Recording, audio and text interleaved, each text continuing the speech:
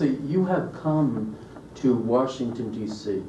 in order to talk about, to celebrate your diversity, but also to talk about a great concern, and that is the immigration of Palestinian Christians. Why are they immigrating? Well, this immigration, first of all, is touching all these groups I spoke about. So we are all in this very difficult crisis of immigration. It is not something new. I noticed in my conference, in my lecture today, that this immigration goes back to about 100 or more than 100 years in the last decades of the past century, in 1870, like that, and later developed under the Ottoman, under the Turks, and through crises like the revolution of the Druze and Maronites in Lebanon in 1860, like later the beginning of the 20th century with the conflict Israel-Palestine, with the Balfour promises to have a homeland for Jews in the Holy Land, then with the whole wars between Israeli and Palestinians, and then the war in Lebanon, the war of the Gulf, and so on, so that all these different crises through the history of the Middle East was the most important cause of immigration of the Christians from the Holy Land. And then they went, and being present in some countries in Eastern Europe, or especially in the States, so they attracted the other relatives. So the immigration is, first of all, a political thing, and it is an economic thing. It is also the fact that families like to be together, and also it is the fruit of the whole Israeli-Palestinian conflict. It is the fruit of the injustice, of this climate of injustice, of insecurity of the Holy Land especially. And so the Christian as a tiny community, local community, but tiny. So it is the weakest part of the society, like when you have a sick part of your body.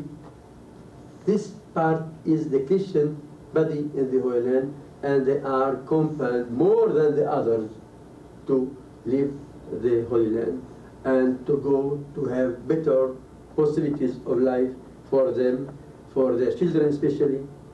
Most of the people like to have better future for them, and especially for their children, and they go elsewhere to see where more peace, more possibilities of life, and so on. Excellency, let's talk about the discrimination, the wounds of Palestinian Christians. Who is discriminating against, perhaps many Americans would not understand what is really happening. Who is discriminating against the Christians? Well, it is not just a Christian problem, I dare to say. It is the whole problem of the conflictual situation in the Holy Land, and the whole situation of war, and the confiscation of the lands of the Palestinians.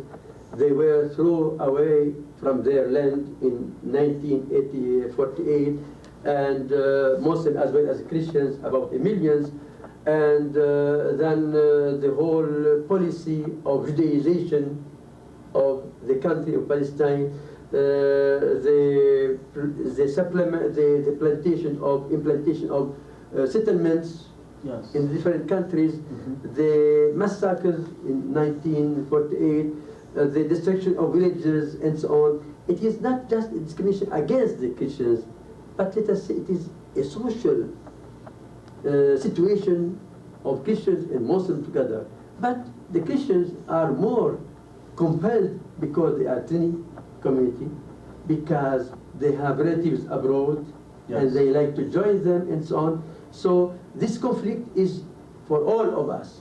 Yes. And it is also influencing all of us, but mostly the Christian denomination. So that discrimination is something, yes and no. It is really the war situation more than discrimination. I like when we say discrimination, it means just a group.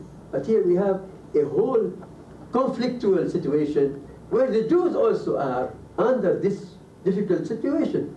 It was very good said in the conference today that we have also to save the Jews from their own ideology, Yeah. which cause harm for Palestinians, Muslims as well as Christians, but also for Jews.